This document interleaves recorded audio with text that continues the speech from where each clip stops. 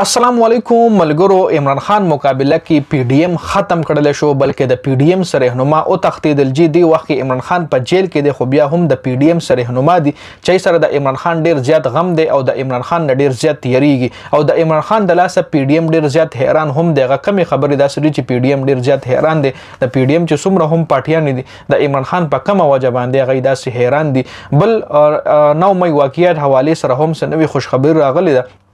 او نگران وزیر اعظم انور الحق کاکړ عمران خان باره کې غټه خوشخبری سناو کړې ده. 9 مې واقعیت کې چې څومره هم ملوث خلک د غي د پاره هم یو خوشخبری ده. بل طرف ته مولانا فضل الرحمن سے پرون جلسه کې یو غټه خبره د عمران خان حواله سره کړې و چې د عمران خان خلاف عدم اعتماد ما سراسر مخالفت کولو، خو پیپلز پارټي په وجه مونږه عمران خان خلاف عدم اعتماد کړو. دا ټول تفصیل په دې ویډیو کې تاسو سره شریکیږي چې مولانا فضل الرحمن سے نورې کمی خبرې کړې دي. ټول نه پهله خو راځو ټول نه پهله د عمران خان حواله سره چې عمران خان ولی پی ډی ایم حیرانه کړی د پاغي باندې خبره کو او پی ډی ایم ولې او تختیدو. دی وخت کې عمران خان په جیل کې د خو بیا هم د پی ډی ایم سره رهنما سره د عمران خان ډیر زیات غم دی. د پی ډی ایم یو اجلاس شوی دی چې په هغه اجلاس کې ټولو پارټیانو او رهنما او شرکت کړی دی او په دغه اجلاس کې دا فیصله کړی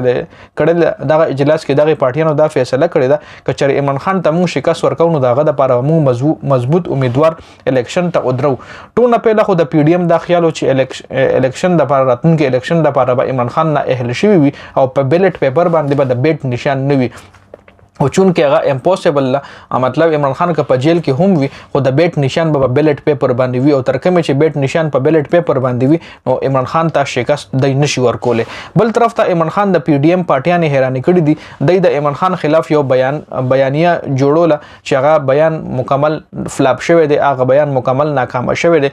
د عمران خان خلاف دا سوچ چې عمران خان به جیل کې درې څلور ورځې هم ترې نه کیږي، ځکه هغه نشي سړی دی او نشي نه بغیر دغه گزاره نه کیږي. خو دلته عمران خان دا ثابت کړه چې زه هر سخت تیرول شم او زه نشي سړی نه یم. د چې کوم الزامات په پی ډی ایم طرف چې کوم الزامات په عمران خان لګیدلی چې مطلب دا نشي سړی دی پودرز کی یا شرابس کی، نو په جیل کې اوس د پودر سوک ورکړي. دا هم د سوچ خبره ده لکه 34 ورځې د عمران خان په جیل کې اوشوي نو آیا د اوسم په جیل کې نشه کوي کنه نشه نه بغیر د ژوندې پاتې شوی دی. بل رانا سن الله هم دا ویلو چې عمران خان ته په جیل کې زه هر څه ورکوم خو نشه به نه ورکوم. نو اوس دا ټول چې کوم د پی ډی ایم رهنما په دې خبره دا حیران دي چې عمران خان دومره موده جیل کې څنګه تیر کړي.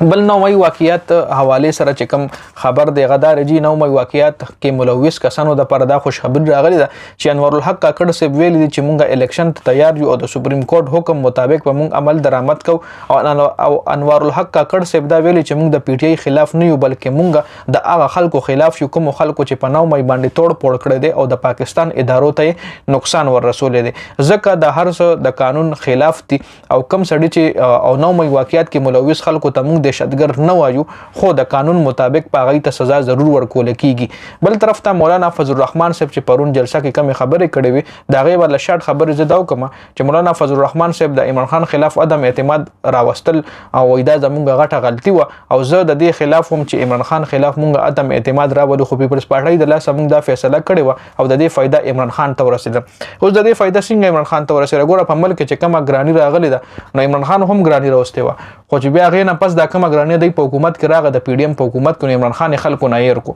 نو اوس راتلونکي الیکشن کې به خلک بیا عمران خان سره په دې وجه باندې وی چې عمران خان حکومت ګرانی راوستي ودی خدای عمران خان نم زیاته ګرانی راوسته نو فائدې ځکه عمران خان ته ورسېده. عمران خان د حکومت نه ختم شو د حکومت راغو ملک چې کم زیله ورسېدو نو هغه تاسو په وړاندې رجی. او بل مولانا فضل الرحمن صاحب دا هم ویلي چې پی ډی ایم لومبه موقف دا چې موږ به د اسمبلی نه استعفا ورکړو او هغه نه پس په الیکشن وشي خو پیپلز پارټي د دې خلاف هغه دا وی چې عمران خان خلاف موږ عدم اعتماد دراولو. کله چې پی ډی ایم حکومت ختم شوه دی نو دا ټول پارټیان په یو بل الزامات لګای، پیپلز پارټي په مسلم لیگ نون الزامات لګای، مسلم لیگ نون په پیپلز پارټي باندې الزامات لګای او پرون چې کوم مولانا فضل الرحمن صاحب جلسه کې خبرې کړې دي مولانا فضل الرحمن صاحب په پیپلز پارټي باندې الزامات لګولې دي. ذکر راتلونکي الیکشن کې د لسوک هم نه ورکوي ځکه دی چې دا کومه ګرانی راوسته په تیر شویو شپاړس میاشتو کې چې دی څومره کارده ایستلې دا کارده کم خلاړه د هغې پته هم نه لګي، عوامو له هېڅ قسم ریلیف نه دی میلاو شوی. نو خامخا عوام دا ملک د عوامو دی، دا ملک د زرداری نه دی، دا ملک د نواز شریف نه دی، دا ملک د عمران خان نه دی، دا ملک د مولانا نه دی، دا ملک د عوامو دی، دا د انډیویجول د یو کس نه دی، دا د 25 کروڑ عوامو ملک دی. نو دې کې فیصله 25 کروڑ عوام کوي چې بیا 25 کروڑ عوام ته کم لیډر ریلیف نه ورکوي نو بیا باغه 25 کروڑ عوام چې کوم دی خامخا دا غ لیډر خلاف شي. نو ځکه دې ځکه دا خبره کوي چې دا غي فائدہ ټول عمران خان ته په دی وجه ورسېده چې عمران خان حکومت کو شو ګرانی دی په حکومت کې راغ او د عمران خان نه زیاته ګرانی دی په حکومت کې راغ او چې کوم د ملک ګروت هغه ماینس تکو شو په د عمران خان په حکومت کې 6% او 6% نه دی په حکومت کې ماینس تکو شوی د ګروت بيخي نه کېږي د ملک نو په دی وجه باندې عمران خان ته هغه فائدہ ورسېده. دا شارغون ته اپډیټ سو ډیره زیاته مننه. والسلام.